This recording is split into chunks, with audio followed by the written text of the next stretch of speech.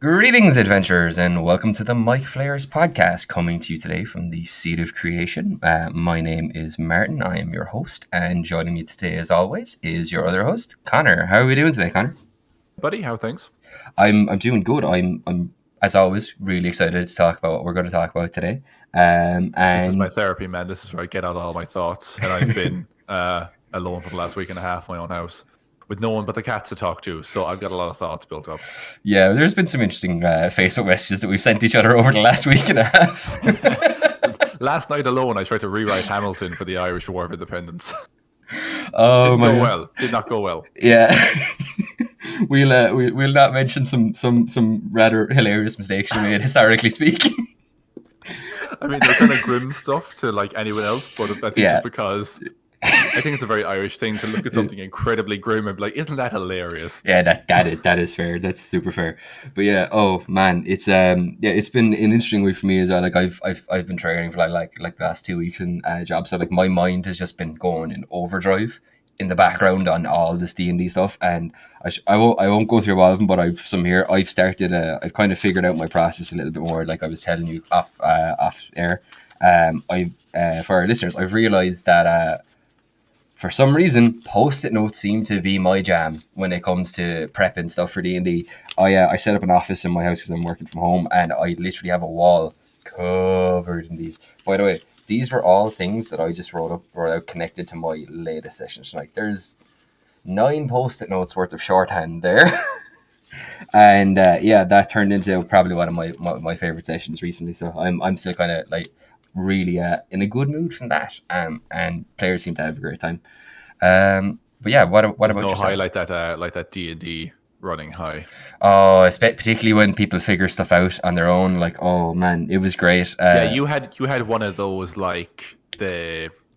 one of those moments where the brain, I don't know what you call it, the brain cells fire at the same time in sync, and the player goes, "Oh my god, this person is that thing," and there's a realization. Yeah, it's pretty cool. We had a moment where they were kind of going through an area, and it was a scry. And I like the way Matt Mercer does scries. It's like that Doctor Strange thing where you're pulled out of your body and your vision shoots like a rapid pace across. So I like to use that to give little hints to where people are going or what's going on and stuff. So they're going through like a 3-stage area at the moment before they hit the final boss area. And like I can say this because they all know this because they're mostly through it, and some very helpful scries. But as part of it, they saw this. There's an area that I've based on one of the layers of hell called Maladomini. And it's basically like this big ruined city full of slag heaps and wrecked fortresses. It was really cool, really ominous, and I was like, "Oh, that's going in my game." When the druid came back from the scry and kind of told everybody what he saw, my blood hunter is proficient in Arcana, and so is my sorcerer. So I let them do Arcana rolls for it. They both unfortunately didn't roll high enough initially. Because I wanted a pretty high DC from it, because like they wouldn't have had any direct experience. It was kind of like more like something they would have come across like as a footnote. Yeah. But they had inspiration because I gave the party inspiration a few weeks ago. For like they role played for like half an hour just without me ever being involved, just talking about their characters and stuff. Absolutely. So it was like, yeah, inspiration for you. It's just it's advantage and it's deserved for what you did.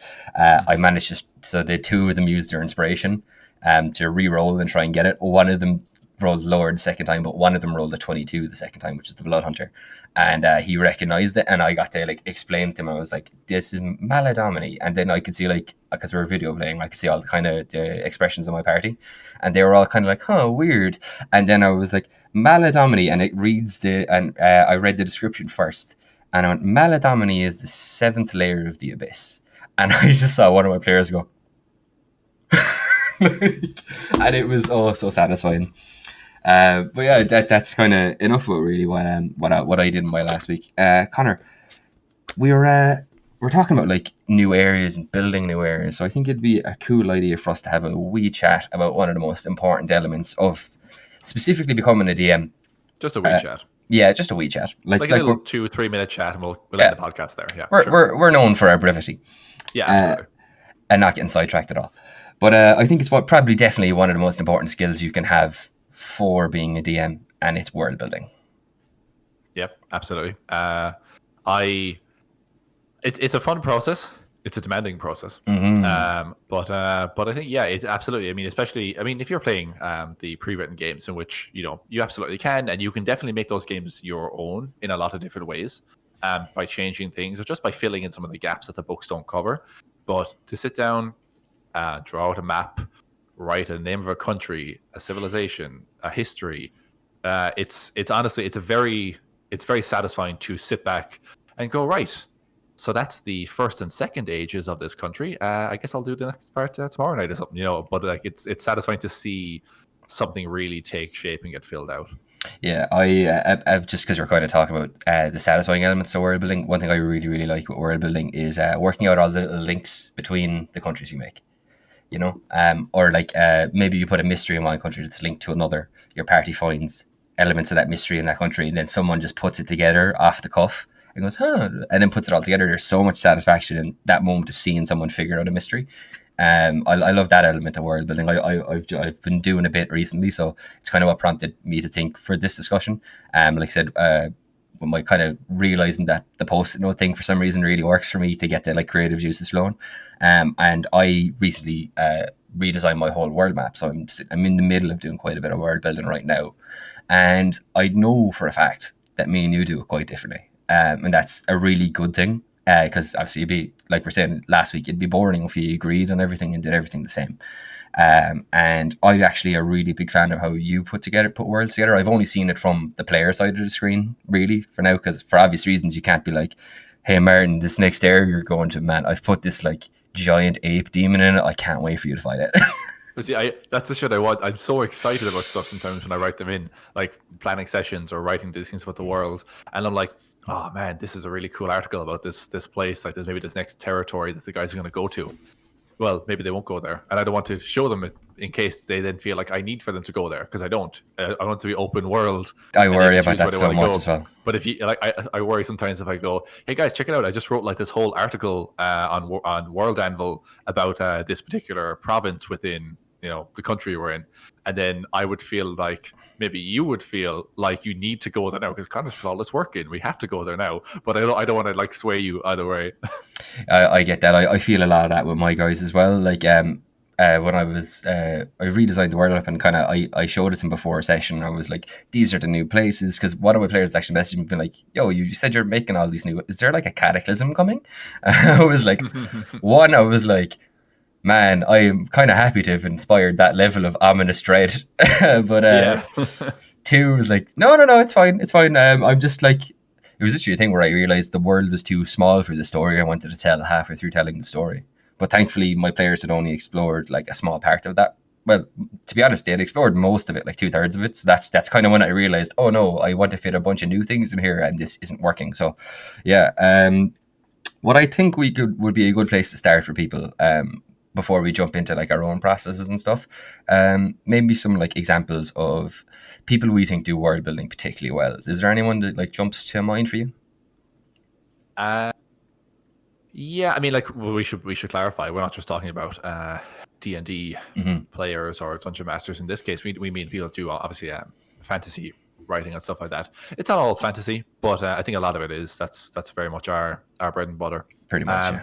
For me, and it kind of leads into something I was going to say a second ago, but this fits perfectly into it. George R.R. Martin does some fantastic world writing. I don't know if you've heard of this little show called Game of Thrones. Is it anything like this series of books called The Song of Ice and Fire? No, completely different, and the ending is terrible. Oh, cool, no idea. So. I'm gonna retract that. That is not how I feel, because I feel like we'll get so many downvotes from certain people if we say that. It's 2021. You're not going to get called out for saying the end of Game of Thrones is pretty shitty. I feel like there's some debate on the topic, and I think there's good and bad. I genuinely do think there's good and bad points to it. But no, I feel like the world building George R. R. Martin does is fantastic. For me, for one reason, and well, no, for a lot of reasons, but one that comes to mind is that, and in a kind of very Tolkien-esque way, actually, he writes more than he needs to. And if you got it, scribble that shit down, But he writes more than he needs to. Like, there's parts of his world that he has very, very unique, very interesting. Bear Island. Bear Island's even just one of them. Go to Essos. There's so much weird shit in Essos. Or further south, I can't remember the name of the continent.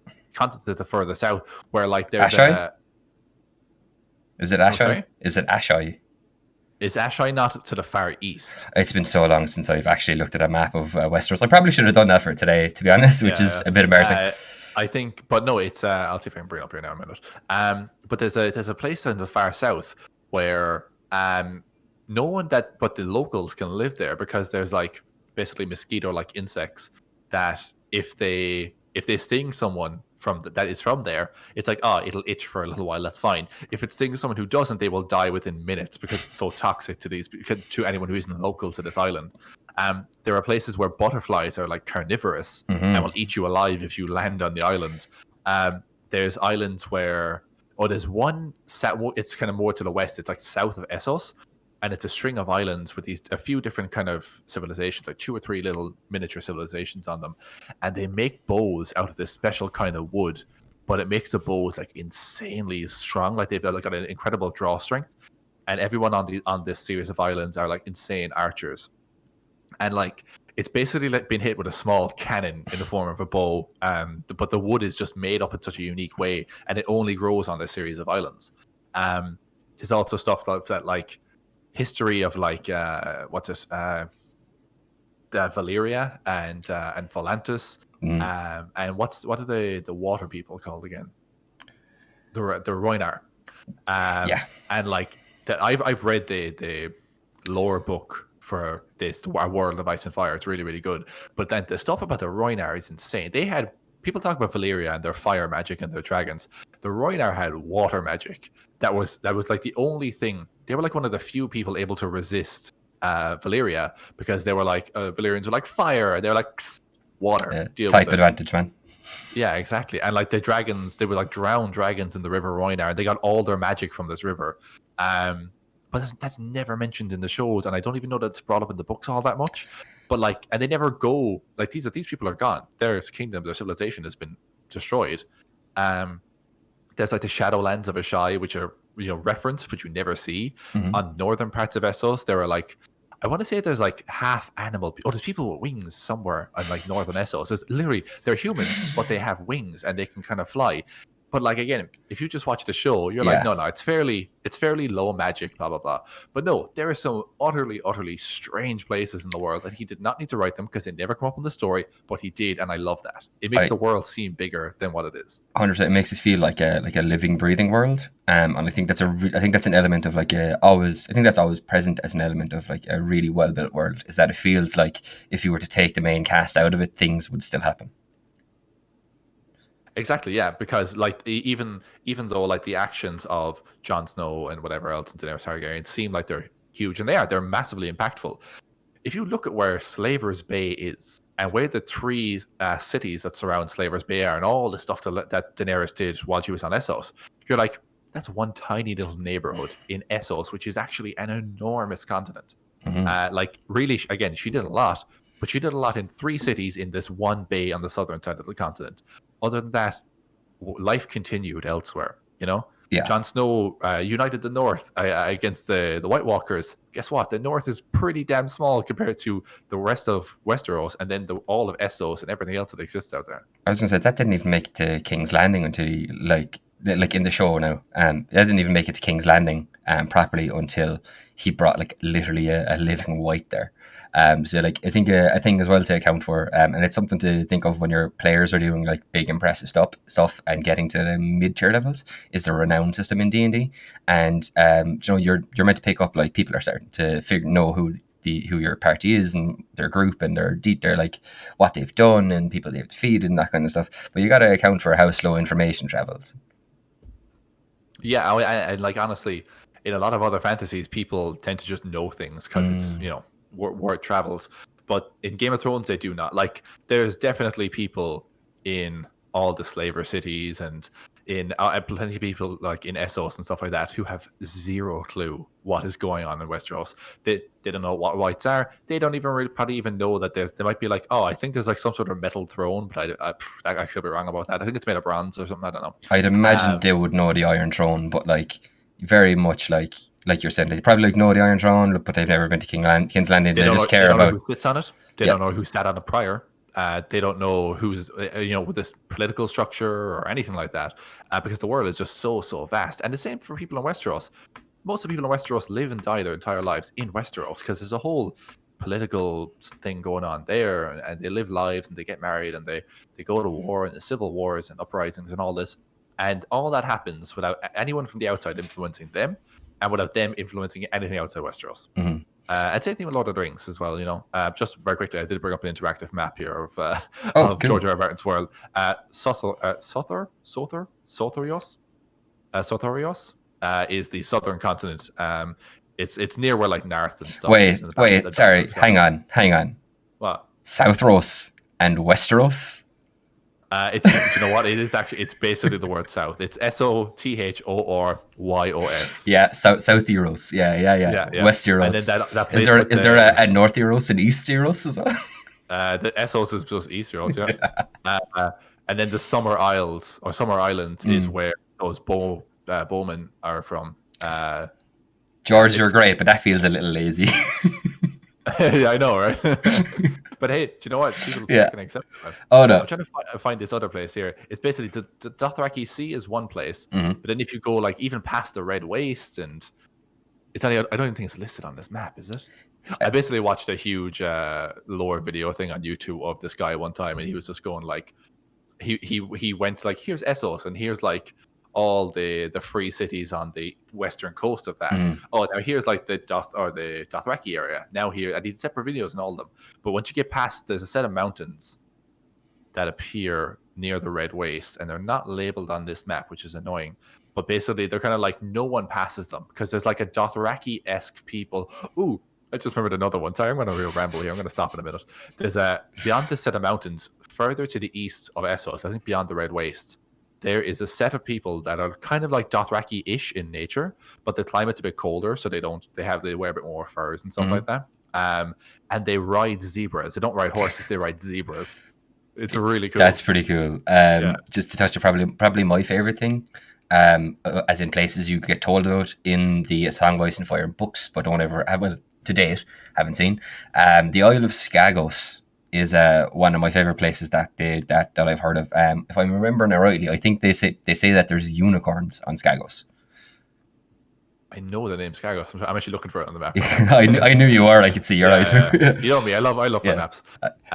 Exactly. But that's the stuff. And like they will probably never show a unicorn in the show. Well, they don't have it in the show. Probably never come up in the books. But just kind of knowing that there's this vaster world out there, it kind of makes you more curious and lets your mind run rampant, which I think is an important thing. Like totally. I'll often do that where I'll write something. Or maybe I won't even write it. Maybe I'll just have it in my head. But you guys will ask me like, "Oh, is there any place like this in the world?" And I'll have a vague lore in my head, and I'll go, "Yeah, actually, across this ocean, in these mountains to the northern part of the continent, there's a sect of monks who study blah blah blah." And I don't think we'll ever go there, but I like you guys knowing that there's weird shit out there because it makes the world seem bigger. Yeah, totally. A thing that I actually just want to add as an addendum is that before we maybe move on to chat about someone else and how they do world building well, it's a thing I remember hearing from. You played Dead Space, right? Oh yeah. Do you remember Peng? Peng. There would be just which game? All of them. It's in every Dead Space game, I think. But if you're, it's just as you're going around the world, there'll be like posters on the wall, and it'll just be. I think it's just like this. I think it might be like a woman with like a drink can. And it just says Peng on the top of it. And the entire time, like, I only noticed it because I was watching Jesse Cox do a playthrough. And every time he saw it, he'd be like, "Hey, Peng." And it's actually where I heard it from. He spoke to the developers. And what they said was that, so in something like Dead Space, where it's very fantastical, they put in something like Peng, which is just like it has no real meaning. It's just like an in-world advertisement, essentially, for an in-world product. And you never... But they don't know what the product is? No, like it's like an ad for like a drink or something. But like cool. But like you never come across it other than those posters. You never even like get a can of Peng or whatever it is. But they said that they put it in there because in a world like Dead Space where it's so weird, so fantastical, so out there, to get someone to buy into that as a reality and improve immersion, put something like a Peng poster in, where it's just an element of the world that you don't even necessarily interact with ever, but it's just a sign that there are things outside of your character happening.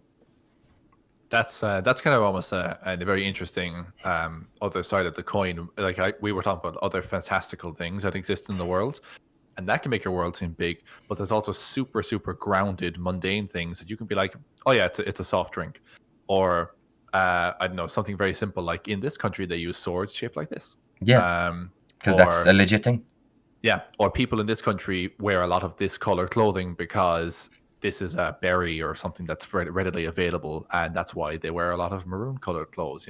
Yeah, totally. That's why blue was one of the most expensive colors in the world for a lot of early history. Exactly. Because you had to get lapis lazuli to make it.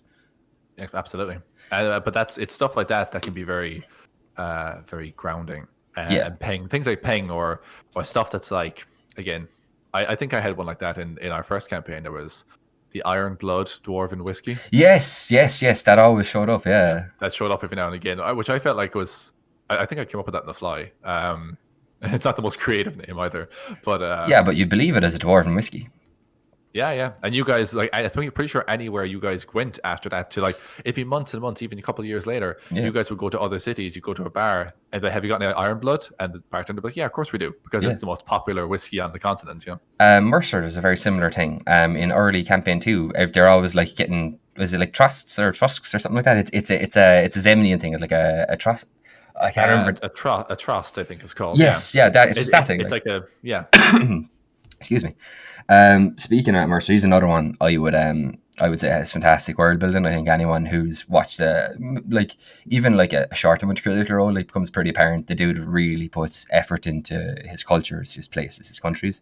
And like when I was thinking about him, one thing I was particularly thinking that he does very, very well, insanely detailed descriptions. Like, I remember in campaign 1, he was describing someone play a fiddle. And I could literally see the scene perfectly in my head with a spotlight and and I think it's actually like the first episode of campaign 2, he describes a circus performance. And I was like, nothing of consequence really happens for most of that circus performance. It's just a circus performance, but it's a perfect element of world building and it's described so well. I was glued to the screen and could see it all so perfectly. And I think as well, another thing he does is it's so well detailed that, like, I'm not going to spoil it, but there's a plot thread from campaign 1 that they don't resolve until 25 years later, and it pays off in campaign 2, and that's like 50 odd episodes into campaign 2, and that happened completely by chance. Exactly. I'm agreeing with you. Sorry, no, it's absolutely. It's very much like it's like here's. I think that can be done retroactively, and I will 100%. Sometimes do it retroactively where I'm like, hey, I left this thread open before. How can I tie that back into what we're currently doing? Which can give you a good feeling of, it gives you a great feeling of, oh my god, that thing that we passed months ago that was like a total throwaway thing is actually super relevant. Yeah, and I think that really empowers players to think. It makes the world feel connected. Things aren't disjointed. People know each other. It's very easy to be like, we're in one town, okay, we're done all the quests here, let's go to the other town, and then it's almost like starting an entire new campaign because you're kind of leaving most things behind. Mm-hmm. But if things carry over, or people in that new town go, oh, you came from there, my cousin such and such runs the tavern, like it feels knitted together so fluidly. There was a great one I saw recently. I think is it Taking 20? The D&D, I'm not subscribed to him at the moment, but I watch their odd video. But he had a really great one recently, I think, or it might have just been I stumbled upon it and YouTube recommended. This is the guy with the schmig. Yeah. to be a bit like ungenerous to the man, he's a really good channel. He does really good content. But he was talking. I just want to get a visual on him. Like, he's the guy with the schmig. He's like sandy blonde hair, and he usually has a cool CG background. I'm trying to think of his name. I know his name because he's always. Even the guys at XP to level 3, they do videos back and forth where they argue with each other, but it's all in good fun. But they kind of like do counter videos to it's like such and such a response to this person, and it's meant to be like kind of a joke, like, hey, shut up, you're wrong, kind of thing. I think I think I'm definitely confusing the channel, but anyway, the video, it was a really great video where he talked about, and it'll tie in, I promise. But he was talking. It was like one thing I took from Critical Role. And like his experience, I think it was like an opinion video on Critical Role, how Matt runs things, and one thing in particular that he adapted from Matt's campaign, and one thing that he did adapt, and he was like, this might be a bit controversial, but and it's not something I would have normally done, but it was the magic item shop, and he had a really cool spin on the magic item shop, and it will relate to world building in just a second, I promise you. Okay. So he was talking about how Matt had a magic item shop, and a lot of DMs are afraid to do that. It's something that I've scaled back as well. I did it at the start, and it introduced some problems, just my own fault really, inexperience as a DM. But what he was saying is that what he's done now is basically in every major city in his world, there will be one of these shops, and it's like a specific family. And what it is they're almost like, I think it's been a while since I watched it, but I think the concept was there's this extremely rich family that were like adventurers or wealthy landowners or monarchs at some point, and they've assembled like a massive collection of like magical items, magic paraphernalia, just through being a wealthy family that has adventures and stuff like that. And over the course of time, they decide that they're going to start selling off some of these items. So what they do is they open up like pristine, really high level like magic item retail shops. They have a select amount of items in there. They're kept behind a really powerfully protected like glass case, or like when you come in, there's like there's like a jewelry shop, there's like a glass counter, but each counter just has a card with the name of the item and what it does on it, and you tell them what item you want, and they open like a big safe door in the back behind another safe door, so that the person doing it is protected. And like almost like a bag of holding, reach in, say the name of the item, they pull it out, they come out, they sell it. So the items are never actually physically on in the shop. His whole thing was he wanted to make them and logically think about it, but also protect it from players who are naturally going to want to try and steal from the magic item shop. Yeah, well, that's where Clifford Warding comes in. Yes, and Fireball. And Fireball. But yeah, that was an interesting idea, though. It was, yeah. I thought it was a really. I actually nearly immediately put it into my campaign. I heard it. That's such a good idea. Like, of course, because like familial trade lines are a thing. Like, people are named Cooper right now because someone way back in their family made barrels. Yeah, absolutely. Yeah, yeah, absolutely. All the kind of name origins. Cooper, like Fletcher, Butcher, yeah. Baker, Candlestick Maker. I purposely didn't say it. But yeah, no, that's actually very interesting. That actually ties kind of in what we were talking about last week in terms of making magic item availability and stuff like that. Feel free to check out our previous episode of the podcast. Indeed. But yeah, no, that's really good world building, because I think it's something people struggle with sometimes is how to implement magic in a way that doesn't break your game mechanically. Yes. And stuff. And again, feel free to check out our last episode. We talk a lot about that. Yeah, but yeah, I think that's solid world building, though. Having like building, actually, that's kind of a good point in baking mechanical features of your world into the world building itself. So it's not just like, hey, we're doing this way because of a rule I want to enforce as a DM, but we're doing it this way because, hey, actually, there's this war a long time ago, and now you can't get magic items readily available because they're really tightly regulated and stuff like that, and blah, blah, blah. I think I did this in our first campaign where I didn't want it to be a thing where, because the rogue could already do a shit ton of damage with sneak attack, and I didn't want him to get his hands on poison super easily. So if ever he went looking for poison in a town, it wouldn't always be available, because you can't just go selling poison over the counter like that, But that was me trying to stifle him having even more d6s on a given attack, and instead, but I mean, he was still able to do it, but it wasn't as readily available. And I think working them into the world, it kind of justifies them to your players as well. If it's like, this is a rule, but it's a rule because blah blah blah blah blah. Here's some lore as to why it's a rule. Yeah, no, that's like, I think all that is like super, super really important to think about. And particularly the melding of mechanics, it's very much a 2 birds 1 stone thing. If you want to limit magic items and not have it feel like cheap or feel like it's just you, like if you write a good lore reason that makes sense, your players are like, yeah, totally. Yeah, absolutely. I think you can actually do a lot of stuff like that just by baking it into the hard lore of your world. Absolutely. Mercer. Mercer Conor, does a lot of. Yeah, so I was trying to bring us back on track because I know we were talking about Mercer a second ago. I do really enjoy his world building, particularly. I'm at the moment reading through his. Pardon me. I'm at the moment reading through his Explorer's Guide to Wildmount book, which is really, really interesting. Like they go through like pretty much every single settlement. One thing I think Matt does, which I really enjoy, is that virtually not all, virtually no settlement or area in his world gets, like, how do I put this? A light touch. Well, I would say yeah, absolutely. But I would like, one thing is like, he is, if you just build up like when I'm building a world, I tend to start off fairly mundane, and I do a couple different passes. So I'll do like, here's the map. Okay, now populate the map with cities and places like that based on where I think people would settle.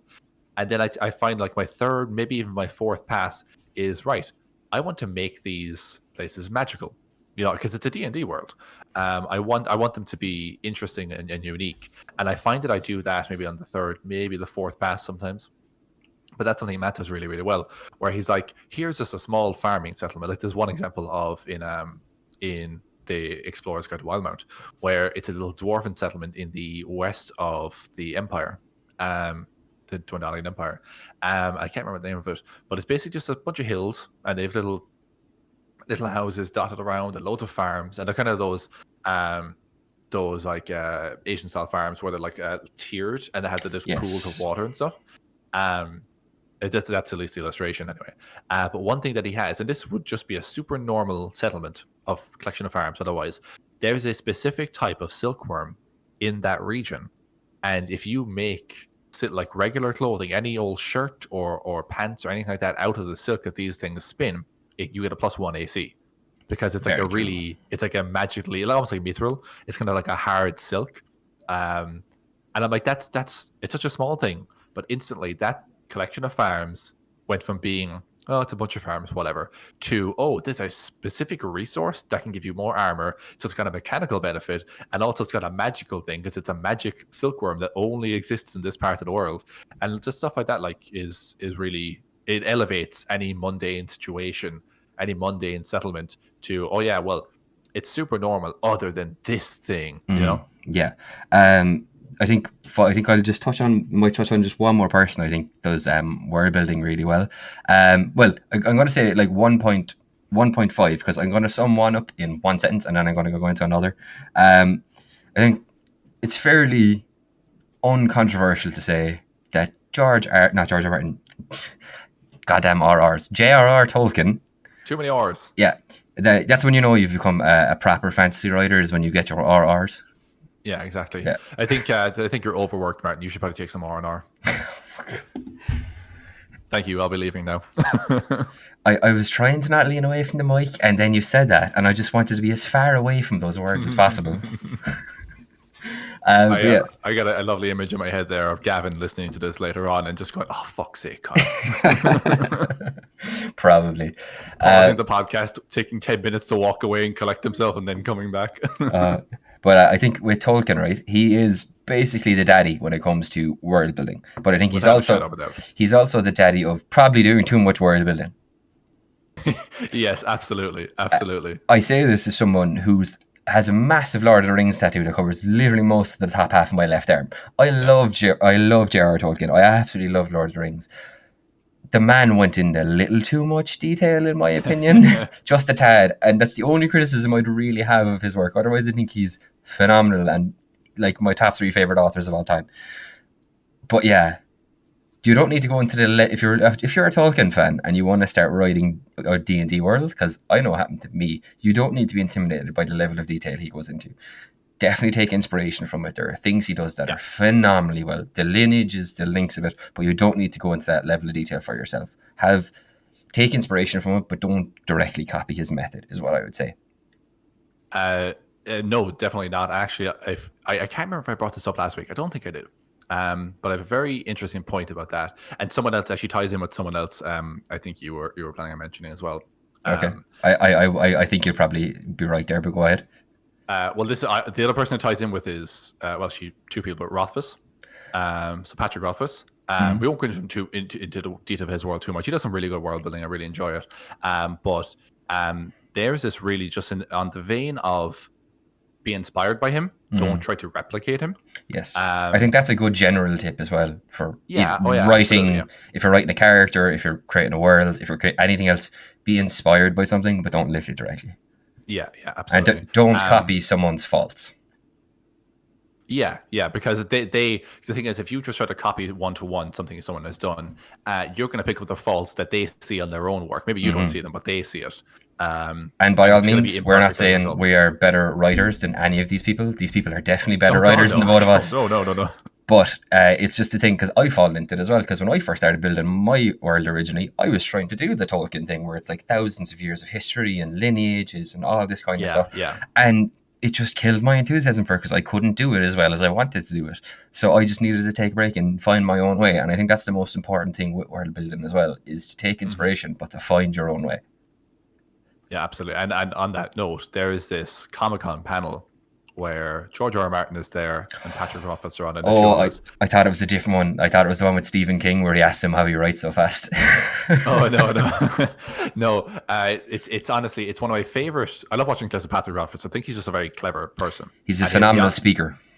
Oh yeah, and he has such great things to say. He says the best things. He's all the best words. But he's sitting next to George R. R. Martin, and he talks about why fantasy writers always include maps in their worlds. And he says, well, because Tolkien did it. Well, why did Tolkien do it? Tolkien did it because he actually had a map in the story. In The Hobbit, there is a map that the dwarves show to Bilbo, and they're like, look, here we are, and here's the Lonely Mountain. We're going to go there. And they reference the map regularly. They talk about it throughout the entire book, where they're like, yeah, we're going to go, and they're constantly checking the map. And it's a big deal. Now, of course, George R. R. Martin comes in and has a quip about, well, I would say it's probably best to have a map so that people know where the hell they are. I don't disagree. I love a good map. And that's completely right. But then Rothfuss kind of says, Rothfuss agrees, and also says that Tolkien did a lot with languages. He was a linguistics professor. He was a linguistics professor, exactly. So he was a professor of linguistics, and he wrote actual full-breath languages for his world. Fictional languages, but he created them in a way that a language would naturally develop. As Conor chokes on whatever is going on over there. Oh, yep. You're literally choking on your words. I'll take over from now. Take over for a second. Sorry, what was the last thing you said before you died? I can't remember. I'm dead now. Okay. We were talking about Pat Rothfuss and George R. R. Martin and maps, and including maps. I think I thought of what you were saying, that is, I think a great reason to include a map in a book in particular is it gives you an idea of where you are physically, and it allows you to put yourself in the shoes of that character. And with The Hobbit, because you mentioned The Hobbit in particular, they, like you were saying, they spend that whole book looking at that map until they make it to the Lonely Mountain. And it's all about a journey, and the journey's on the map. Exactly. And in particular as well, like, there's two elements that they need to be able to complete the journey. It's the map and the key. And like, they're such big elements, so of course naturally you do. And there's also a great thing, I don't know the term for it in like fiction that isn't video games, right? But in video games there's a term called ludonarrative dissonance, and it's a mouthful, but it basically means where the mechanics of the game functioning breaks the immersion. So you want to avoid something like that when you're building a world. And it's what The Hobbit does really well, is that you have the map and the whole thing is centered on a journey, and it's Bilbo, and it's told from Bilbo's perspective. And having a map in a book where it's a perspective of a main character on an event allows you to more fully put yourself in that character's shoes, I think, in particular with The Hobbit. I get what you're saying, yeah. So because Bilbo regularly checks the map, you also regularly check the map as the reader, and that lets you fall into the role of the protagonist you're following far easier. Yeah, exactly. Absolutely. Exactly. So that's a very interesting term. Ludonarrative dissonance. Ludo is I believe, Latin for play. Narrative dissonance is a dissonance between the two. Yeah, perfect. That's really good. That's really interesting. Yeah. But sorry, the thing before I started joking to death, the thing I was saying about Rothfuss, he, after talking about the map, he moves on to talk about Tolkien being a linguistics professor and writing languages, and then how some people feel obliged to invent languages for their world. And Rothfuss says, basically what he says is, you don't need to do that though. He did that because he was a linguistics professor. This was his day job. You know, he was studying languages anyway. Might as well throw one together myself, you know? Not that it was something he did easily. I'm sure it was a complex process, but he also it's something he was passionate about. But he even just developed languages for fun. He didn't, like the ones he didn't put in Lord of the Rings. He translated Beowulf. I have his translation of Beowulf. It's really good. Like he just did that for the crack. Like the Beowulf translation was just something he did as a side project. And I think you can see that academic linguistic background in how he built his world. Like, look, I love Tolkien. I try with the Silmarillion. I really try. I'm going to say, like, look up the things you're interested in and then find them in the Silmarillion and then read those passages. That's how I did it. Because otherwise it's like reading the Bible from front to back. No, yeah, exactly. You just cannot possibly read that thing front to back. It's way too dense. Yeah, just it's do what great. Yeah. But again, we said it already. Tolkien is the classic, the nerd who went too far. He wrote too much for his world. And like, the good thing about Lord of the Rings is that while he did create such a big world, and The Hobbit in particular, like the stories he tells within that world don't get too far into that. It's when you like this, his storytelling for the world he's made is great because he doesn't get too much into and son was the son of this and the son of that and the great grandfather of this.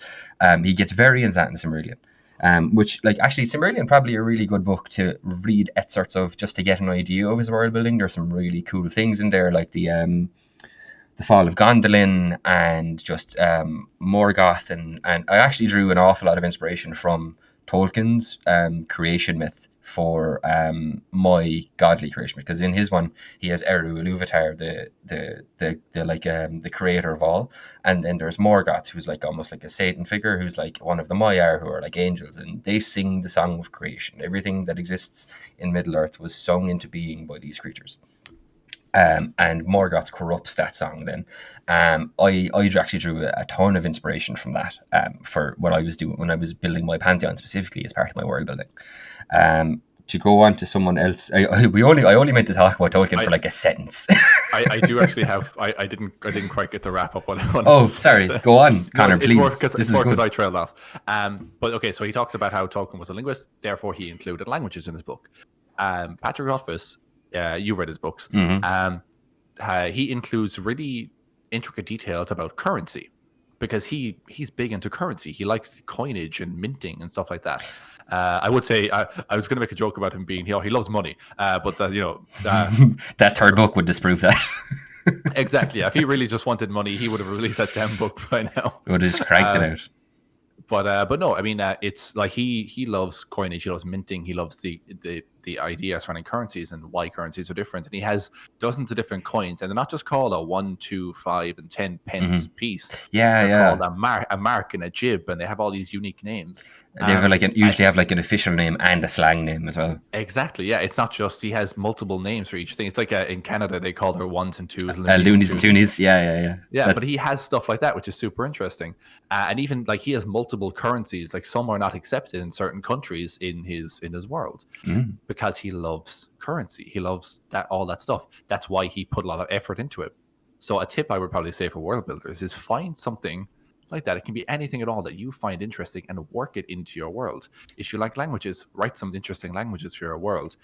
Base a lot of stuff around that. If you like currency, make your currency super unique. If you like maps, include a very detailed map. But find something that you already like that isn't going to be extra work for you, because if you enjoy it, it's not work. So find something you already enjoy, work it into your world. Absolutely. I love mythology, so the gods are super prevalent in my world. There you go. Absolutely. You love mythology. So when you sit down to write your own pantheon, it just comes to you because you really enjoy that stuff. Right, like I won't say it was that easy. It took about 3 or 4 goals. No, I know, but it wasn't a 10-minute job. But it makes the whole creative process far more enjoyable when you work in something that's already inherently enjoyable to you. Absolutely. And one final person I want to talk about is people who I thought we did it well before we kind of went to like more about like how we do it, and we've kind of touched on that a little before. We might weave it in while we're talking about it, but it's someone I thought about. You're going to hear his name from pretty much anyone who is into fantasy, and it's Brandon Sanderson. So like I read Mistborn and absolutely devoured it. I think I read the entire series in like 2 weeks, and he immediately shot up to be one of my absolute favorite authors of all time. And a lot of that... So I'm clear, Mistborn is the metallurgist one, isn't it? Yes. It's a series where people in the world have magical abilities that are based around the ingestion of metals, and each of those metals has a specific effect, both passively and actively.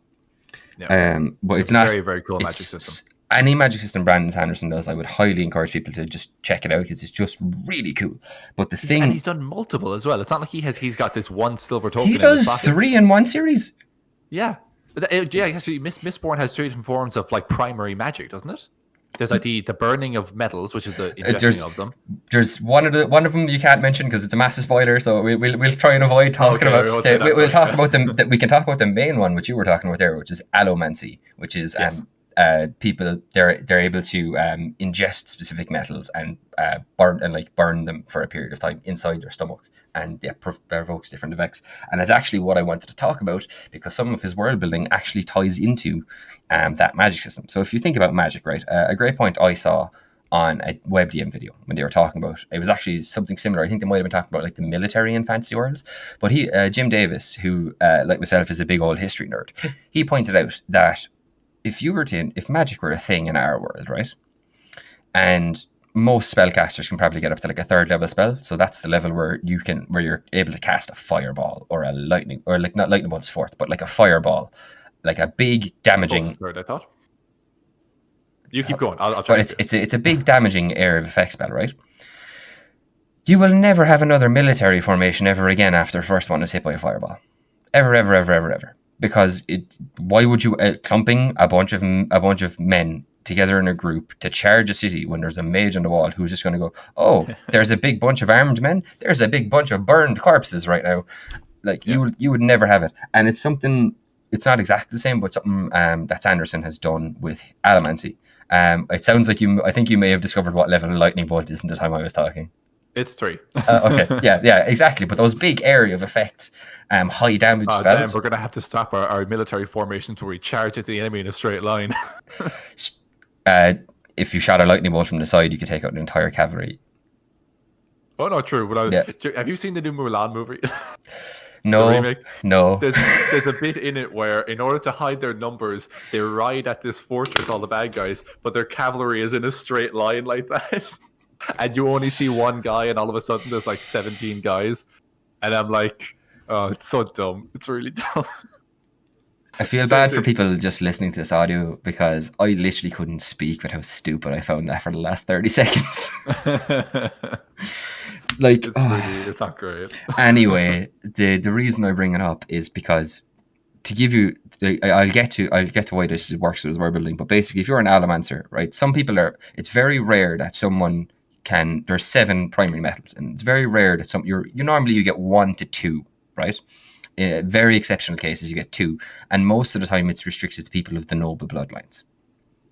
But every so often, a person is born, very like the Avatar in that world, who can use all 7 metals, and they are mistborn. People who can only use 1 or 2 are called. The name of the book.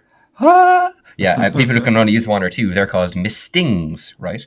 And in the capital city is called Luthadel, and that's where the God Emperor lives and rules from and oppresses everybody from, and it's where pretty much all of the allomancers are.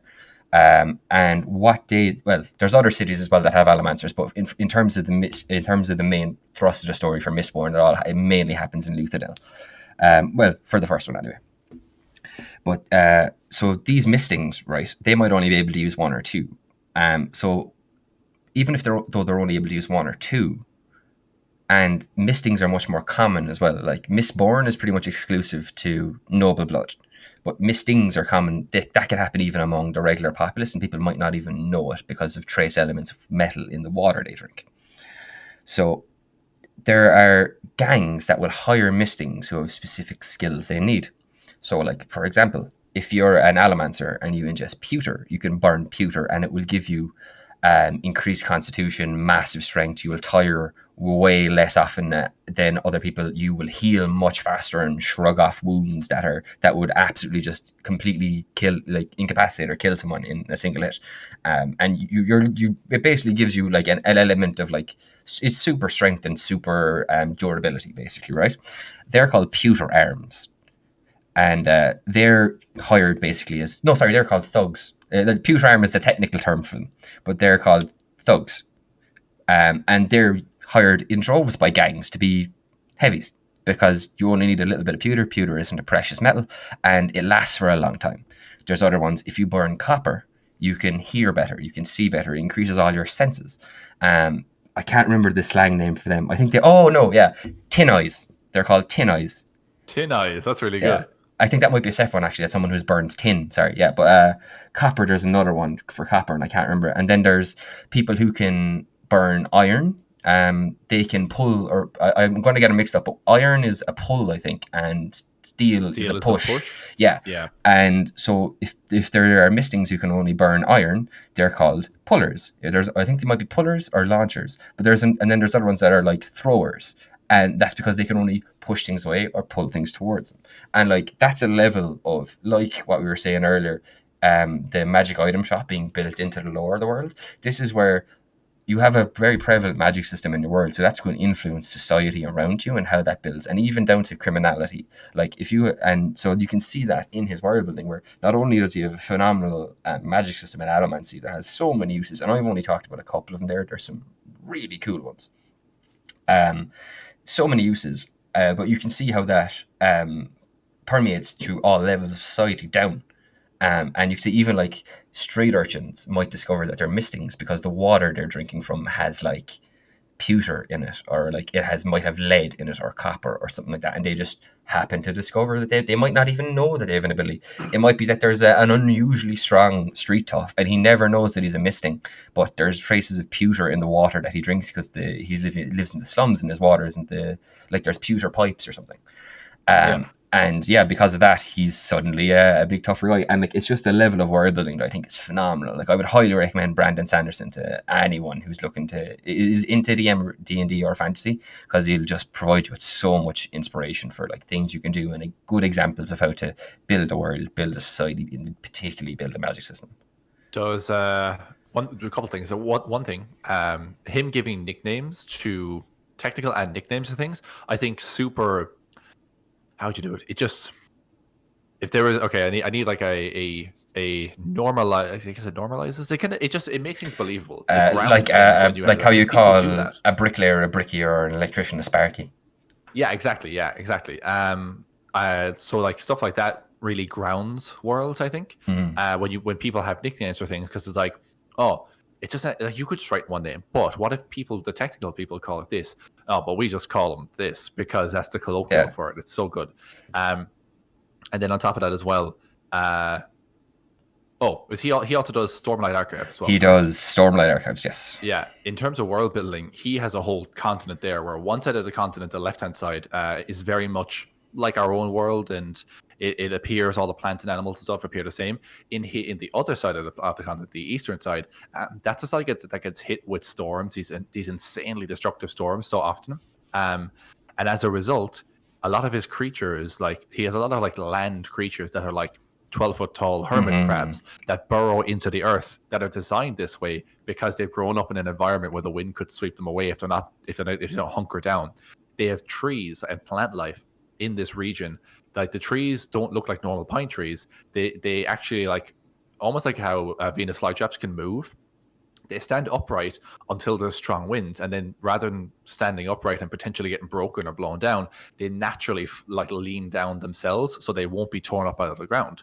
It's honestly, I watched some videos on that. I'm like, this is some of the best world building I've ever seen. The Spren, for my shame, I read about half of the first book of Way of Kings, which is the first book in Stormlight. And I to put it down one day, and I think it's been about 6 months. So I'm planning to get back into that soon. But I have encountered the things you're talking about, those like big, mad, like crazy hulked out armored bugs that they literally have to go on, like they like rally armies to go and hunt these things in wastelands to stop them encroaching on them, and I think they use them for resources as well. But yeah, it's just that level of world building is so amazing. And like, even as little as I've gone into Way of Kings, I've seen that, and like, I do very much feel like there's a big open world that I just haven't explored yet. And I remember the thing I actually wanted to talk about was the Spren. Have you come across the Spren? I think that's what they're called. So Spren are like little magical spirits that kind of exist in everything and just show up when that thing happens. And they're like Chwingas in D&D. Yes, and I've only come, like I said, I'm only probably like halfway into the first half of the first book of the series. But there's a character, and I can't remember his name right now, but he's basically an academic who's traveling the world to document new types of spren. And the first time you encounter him, I think he might be arse naked in the street, hungover as hell after a night of drinking incredibly heavy. But you're like, what's going on here? And then he starts talking about all these spren, and you find out that he's an academic, and the reason he is the way he is when you meet him is because he spent the previous night getting as drunk as humanly possible to try and discover inebriation spren, or like drunk spren, who only show up when people are so unbelievably drunk. They like show up and are mostly invisible and just hang out and love being around someone who's drunk. And there's like fire spren and air spren and earth spren, and like it's all these things. And he's making like his life mission to go around and document all these others, or at least that's what it appears to me. Again, caveat: I'm halfway through the first half of the first book. I haven't read any of them. I haven't picked up any of those books, but I watched a couple of lore videos on YouTube because I'm like, I want to know more about this world, see if it would be something that I would be interested in. And honestly, it sounds really fucking cool. You would be. But yeah, I heard about all the different animals and the way okay, animals living in a certain environment or growing a certain way, that seemed cool. It wouldn't have even crossed my mind to design my trees where they lie down to avoid getting blown out. That's some honest to God genius stuff, and I think that could make for an incredibly unique and brilliant. Imagine being like in a D&D world, and you're walking through a forest, and then you're fighting something, and all of a sudden the winds pick up, and you're like, oh no, it's a storm coming, and all the forest lies down, and all of a sudden you're not in the forest, you're just in an open area, and there's a storm coming. Gonna suck for your wood elf archer in the tree. Yeah, exactly. Who suddenly like falls 20, 30 feet into the ground as this thing comes onto the floor. That'll be a deck save there, buddy. Definitely, yeah.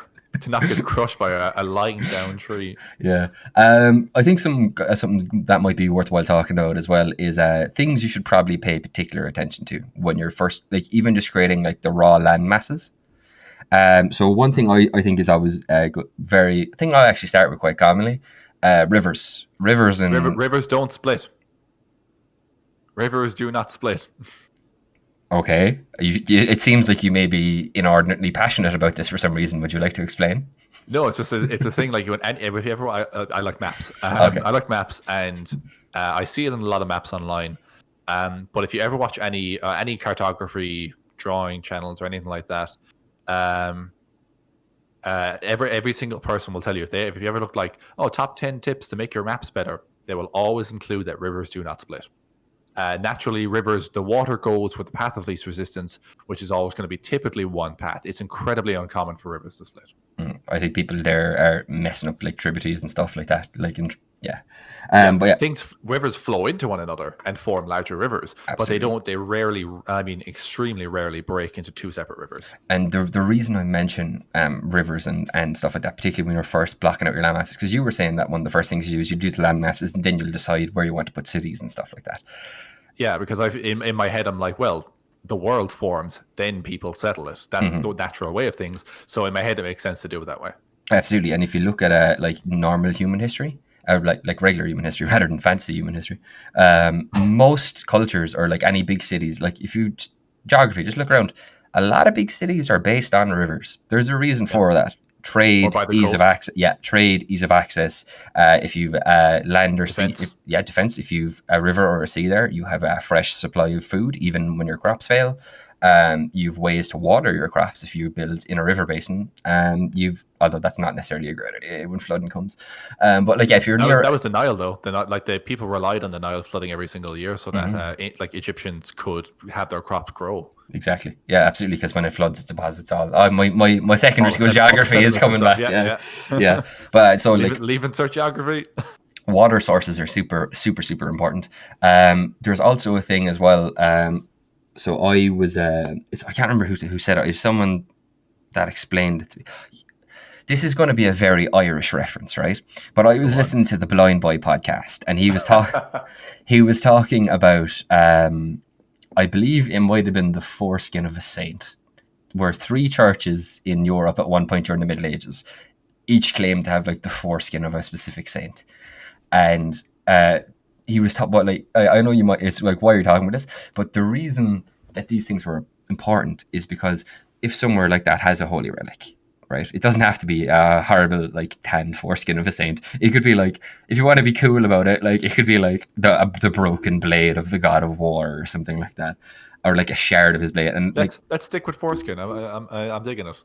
let's can someone just like take that out of context, please, and just cut that? I purposely said I'm digging it instead of no. I like foreskin. Yeah, but you did also just say the previous sentence, so it's fine. But the reason I bring up the podcast is he was saying the reason why these churches, because eventually at one point the Vatican was just like, no, none of you have it. They're all fake. This is ridiculous, right? And there was uproar. Foreskin doesn't exist. There is no foreskin. It can't hurt you.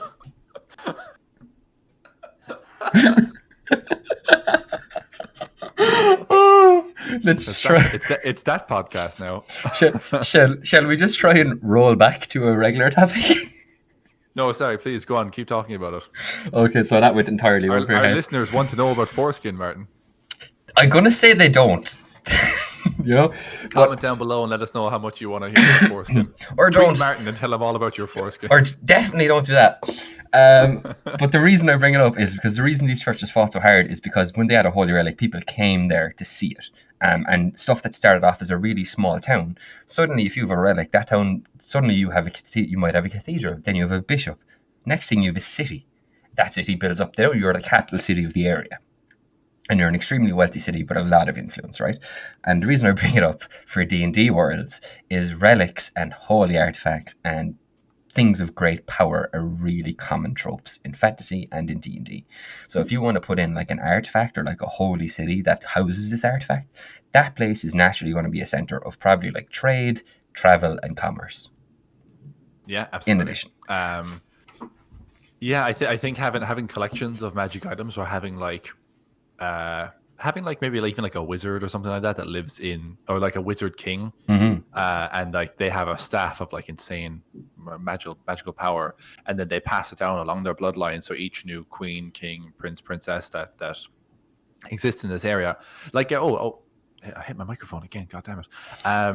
The black staff in Waterdeep in D&D brought it back to D&D.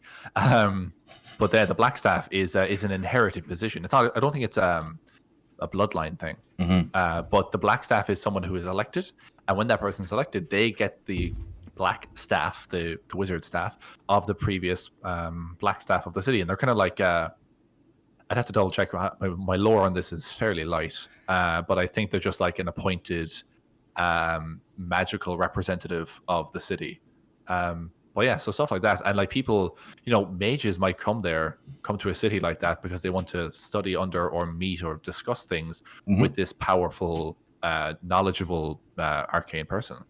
Yeah, absolutely. And that's actually, you've rather beautifully segued into another thing I wanted to say. It was important places. Like, decide if you're going to build a culture, right? What I kind of try and do when I'm blocking out a world is I'll think of like maybe like a real world culture that I want to either emulate or take inspiration from. And then I'll go, right, government, military, political beliefs, religious beliefs, and then notable features. And that's how I very quickly rough out a world. Because you can kind of broad strokes build a country from that. Yeah, absolutely. I think I use a similar breakdown of things I want to cover. Whenever I'm writing on World Anvil, I will follow. I won't name them. I won't blatantly call them government, military. I use. I refer, those headings are actually used for like when I'm just roughing stuff out myself. I can actually show you here because I've got one of them with me, but you probably won't be able to see it. But I have, this is the post that I wrote real quick when I was building out. I have a Greek/Roman inspired area called Ponte Milud, and my players haven't gone there yet. But when I expanded my world, it was like a part of the lore expansion. So like when I had decided the culture what I wanted to emulate, but I hadn't really decided on anything in there. I had drawn the land mass, but I hadn't put anything in there. So I was kind of, while I was on a break, just roughing stuff out. So straight away, what I did exactly, I said government, military, primary religion, notable features, and then terrain. So in this place, Ponte Milud, because it is heavily based on Greek and Roman, they have a senate led by a primus. They're military then, they have a powerful navy because they're an island nation. And they're known for their heavy infantry, again taking inspiration from the Greeks this time with the Greek hoplites. Primary religion then. So in my work, I have a custom pantheon, and other places adhere to it. Some places don't. This place does adhere to it. So in this place, the goddess Intigra, which is the goddess of justice, is their patron saint. And then for notable features, they have a senate. There's like a Parthenon like building. They have an oracle, and then they do like chariot racing as well. And then for terrain, I have like rocky north, verdant south, and then banking families in the east, and the west land is set aside for soldiers. Because in the Roman army, if you served your time in the Roman army, survived all your campaigns, and you were sent away, you would be given a salary. Oh, sorry, that was your salary in the Roman army was salt, and that's where we get the word salary from. But you would be given lands if you were successful to take. And so I like the idea. I just wanted to kind of put that in there in some way. So I thought it'd be a cool idea if they had like a section of the country with like land masses that are just set aside as like essentially like gifts of land for retired soldiers. Yeah, absolutely. And like I said, I follow a very similar structure when I'm building things. I like that you went with the. I like also. I'm not surprised when you do something Greek based in your D&D world. I know you're a big fan of the Greek culture. I am, and about 2 months ago I did read like the entire Percy Jackson and the Olympians series, so that may have had an influence. Yeah. Did you the geography in Leaving Cert? History. History. Oh yeah, well that's okay. Well, you could have done geography as well. Yeah, but I wasn't. Did you nerd. ever cover? So there's a great video, and this reminded me. I watched it. You okay? Sorry, Siri just decided to talk to me. There's this great video that really caught me off guard. There's this great video by Dale Kingsville at Monarch Factory on YouTube. And she did a video about how she kind of built out a town and stuff like that. And she uses a similar kind of thing where she has, okay, these are my headlines. What do I know about this town based on each of these things? If you did Leaving Cert, I want to say it's Leaving Cert history or geography, sorry. There's a breakdown of things, and it's social, political, economic, religious, military. Oh, that spells sperm if you make it. And that's what we all thought it was so funny when we were 17 as well. We spent most of our time in geography class laughing about that. The teacher was literally like, okay, so she laid it out, and she goes, so the acronym is, and she's like, right, just get it out, get the laugh out, come on. And then we laugh for about 10 minutes. She's like, right, we good? And we're like, yeah, we're good. Okay, let's move on. No, I did not do Leaving Cert geography. Some people call it MERPs as well. But let's be honest, you will not remember MERPs, but you'll remember when your geography teacher starts calling it sperm at the top of the classroom. Oh, God, man. What is this podcast anymore? The title of this podcast will be Sperm and Foreskin. No, it will not. Anyway, D&D. Moving on, yeah. But no, it is a great system to go by, though. It's social, political, economic, religious, military. And those are 5 really, really good topics to look at when you're trying to build a world. Like, for example, just to take one of my world building things, I have it open here. So the kingdom you guys are currently in my world is called Redalia. Mm-hmm. It's kind of a French motif. I talked about it before. But in Redalia, pretty much nothing happens that isn't in some way linked to reputation. Reputation is everything in Redalia, you know. Mm-hmm. What people think of you, where you kind of stand socially. People always trying to get the leg up on one another, you know, and be like, oh, we're both musicians, but I want to be a better musician, and you'll play dirty sometimes to be that better musician.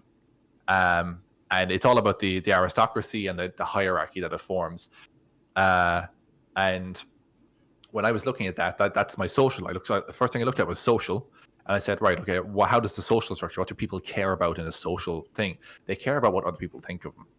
They care about what their position is, what their reputation, and there's so much of that plays in there. I have like noble houses that very much play almost like a Game of Thrones. It's like a high school Game of Thrones. It's like they're always talking shit about one another and, you know, making up things. And, oh, did you hear about such and such? He did this and blah, blah. And they're trying to sully each other. And like wading and navigating through that is a big part of the social order. You guys haven't seen a huge amount of it yet because you haven't gotten into the deeper political stuff. Which is hilarious because we're knights of Redalia now. You were knights, but you were knighted in a small town where there was only one political figure. Whereas if you go to Arlay, I have, like I said, it's a French motif, so I have 5 noble houses in the the true noble houses. There are others, but these are your Starks, Lannisters, Baratheon level houses. And there is the Renoir house. They are basically the royal family. They oversee everything. There's the Castoirs, who are what's it? I'm double checking my own notes here. Oh yeah, so they're like the bankers. They control the economy. They're a political body that actually owns all the banks in the country. Yeah, it's super dodge. But they're the Castoirs. And they build banks. They watch the economy. They make sure things get paid for by the government and stuff like that. I have the Lusant, House Lusant. They're like builders and designers. Any roads, fortresses, walls, cities that get built, they get built because of these guys. I have the Salvaro house. They're like the magic practitioner house. And they kind of like advise the king/queen of magical ongoings and stuff like that. And they also act as an envoy to Temurai as well. You've no idea how hard it is not to take notes. I know, yeah, from the game. And then there's also the House Valdrine as well. And the Valdrines they're basically like a military dynasty. Cool. It'd be very, very strange for you to make it to the rank of general and not be either directly part of this family or married to a member of this family. It's like how an exaggerated version, but you know how like members of the royal family in like Britain and stuff can act as I don't know if they're quite generals, but they can be like captains, and they'll be officers just by order of their nobility. They're made officers immediately. Happened in not that I don't know if many people watch this. Downton Abbey. The lord who owns Downton, he was called into action during World War One, and he was made to be an officer. He didn't have any particular experience in war, but because he's a noble, he's expected to stand up and be an officer. That's a historical hang up from feudalism, where all the lords be the vassal of the king, and because you're the vassal of the king, you were expected to be able to raise an army. When the king required war, so you would be an officer because you raised an army and brought that, and then all of the lords' armies would combine into the king's army.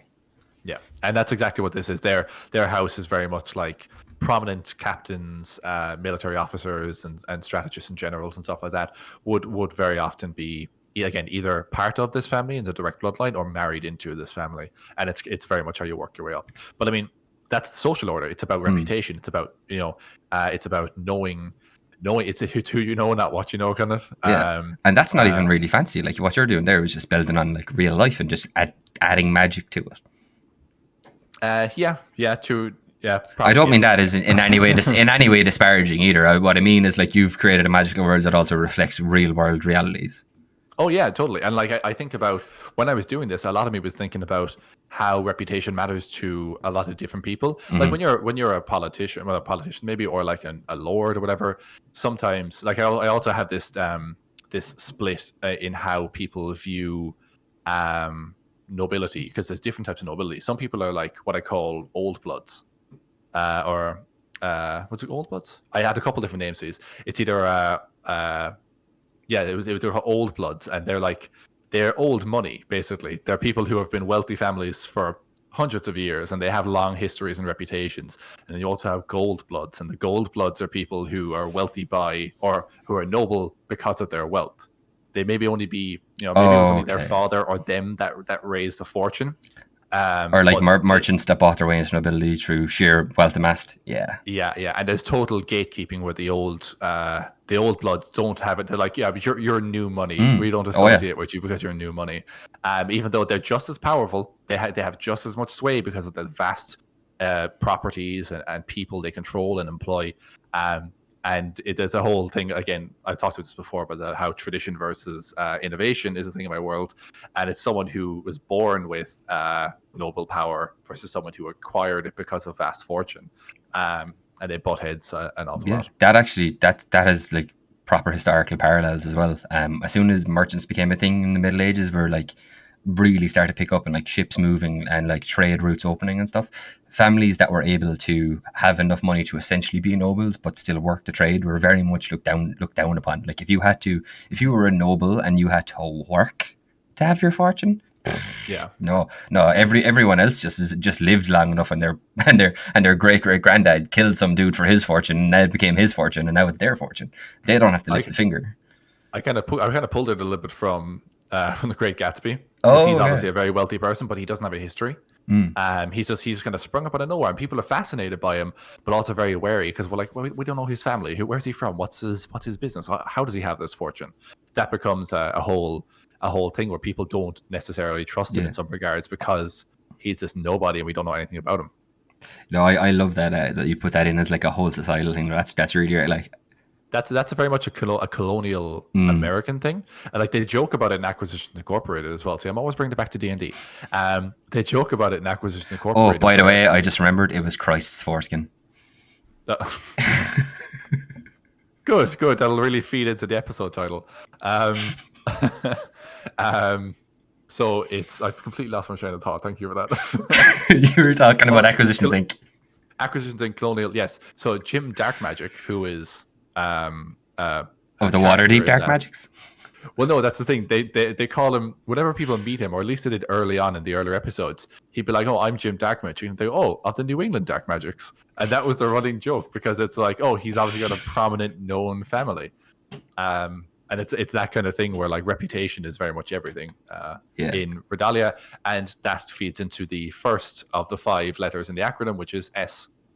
Which is social. Sorry, I went on a really long ramble about just social there, but I think I spent a lot of time working out, because social can be kind of tricky to think. How do people think? I was going to say social is probably the hardest to work out, though, because like the rest are like large scale kind of like establishment. It's establishment things. It's the mechanisms of state. It's your government, your religious beliefs, stuff like. And a lot of that you can kind of sectionalize, and you can be like, okay, here this is popular, here this is popular, here this is popular. The government, you can just be like, oh, they're an autocratic government, everything is centralized, everything is spread out, maybe it's a series of broken kingdoms. You can kind of break that all down very quickly and very easily and just make a decision, and there's a template to follow. But with society, you have to like actually pay attention to what goes on if you want to base it on the real world, and you have to like build layers to this and other elements, and it's not. And with society, then you get every other thing influences society. Matt Colville has this really good stream he did once where I cannot remember the name of the country, something with an or, and he was designing he was designing their gods, but he was designing their gods based on their mores and folkways, as well as their things that are like taboo, and things that are like expected of you and stuff like that. There's a term for it. I'm blanking on it now. But it was really, really interesting, because he was basing the gods on that, because of course they would have gods based on things they put value and stock into. And he designed these people, and they have a lot of value in being sailors, because they're coastal. They're in like a Mediterranean style culture, like almost Italian-ish, and as a result, then they put a lot of stock into that. Therefore, that informs them. If you're a sailor, that's a very prominent. It's like being, I don't know. Do you ever like see like television shows when they're like, "Ooh, that person's a doctor. Oh, very nice." And it's very impressive. This is the same with like being a sailor in this society. It's like, oh, they sail. Wow, they have a boat. That's really good, and that means a lot to these people. They also had another thing where they're very passionate people. So they'll defend their honor and stuff like that very quickly. So like you could be in a fight, and if someone disrespects you, it's knives drawn at a moment's notice. And this can seem insane to people who are not from this country, but it's perfectly reasonable within their society to draw swords and potentially stab someone just for calling you a name. And that's really good social building, I think. It's hard to see outside of what is normal human behavior. Again, political, economic, religious, military, these are all organizations and things you can even find in the D&D books. But the D&D books can't necessarily tell you how people would think in a country based on what they put value in. Yeah, what you're saying there actually reminds me a lot of someone I didn't mention when we were talking about people who do really good world building. And literally, I had him down on like a list when I jotted out like ideas of people who do it well. He's actually one of my favorite authors is Brent Weeks. I've talked about him before in the podcast. But in his first series, the Night Angel trilogy, there is like an antagonist, like a villain nation that's ruled by a god king, right? And they're called Calidor, and they're a northern, basically kind of like your northern kind of barbarian tribe almost. But what it is the god they worship is called Kali, and she's basically like a god of pain and suffering. And she allows them to. So in this world, magic exists in people called the talent, and it just naturally occurs within you. It has a variety of different functions and ways to do it, but it does take time to learn, and the amount you have can very much vary. In Calidor, because they worship Kali, she gives them another source of magic called the Ver, and it basically looks like really messed up, like living tribal tattoos that live on top of the skin, and Caledonians are normally very pale because they're from a wintry area, so it shows up really starkly against them, and it actually like breaks through the skin and pierces through, and what it does is it embeds itself in their talent like a parasite, and it will give them more power easier than the talent will. And the reason I bring it up is because a part of the world building he does is that before like Caledonians do something like terribly cruel or horrible or inflict pain or worship, or do something that would be like considered worship of this goddess Kali, who is like a goddess of like pain and suffering, they repeat a prayer, and the prayer goes Kali Ras Kali Vos En Me. And it basically means like, I can't remember. Weirdly enough, I can remember the prayer perfectly, but not its translation. Not the English translation. Yeah. And but the translation is something like Kali lives, Kali, I do this for you. Kali lives, Kali come rest in me. And what that does is everyone in that world who can use magic has a thing in them called the Glorverden, and it's basically like a repository where you absorb sunlight through your eyes, and that fills up the Glorverden and lets you use magic. And what that does is when they say that prayer empties a teeny tiny bit of that out into Kali, and Kali absorbs that. But when there's millions of people doing that on the regular, what you have now is an ocean of magical power that allows them to be more powerful than people who just use the talent. That's really interesting. It's very cool. As soon as you start talking about the living tribal tattoos, that is all about like Venom and Spider-Man. Yeah, but I just love that element of like, it's like they don't know that that's what they're doing. They don't feel anything happen. They've been told by their god that that's a prayer that you will hear, and they're praising her. But what they don't know is they're actually also powering her.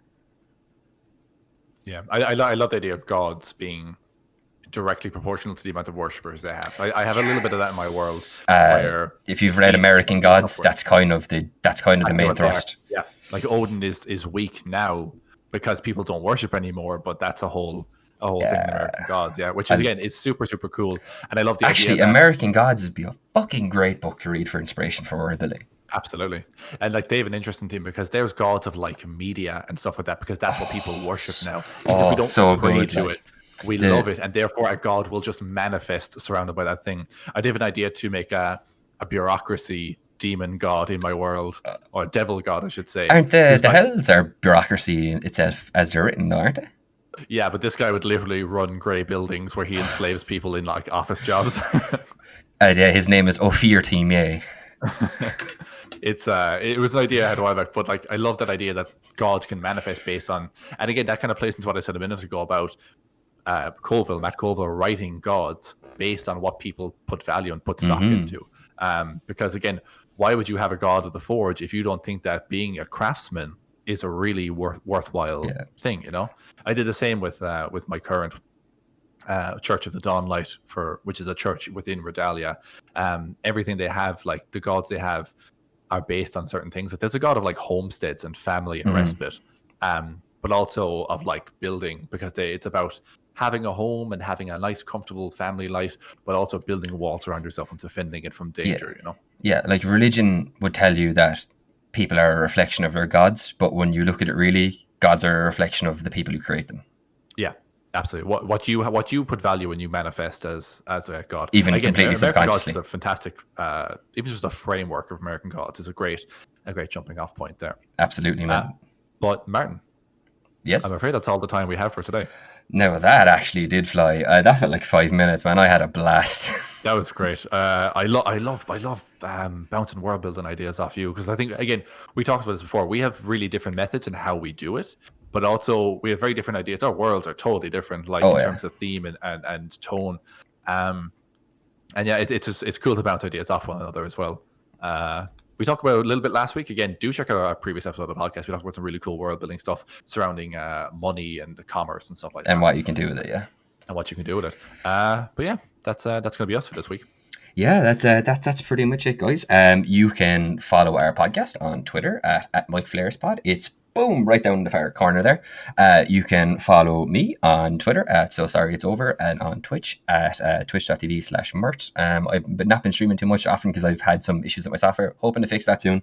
Connor, where can people find you on the internet?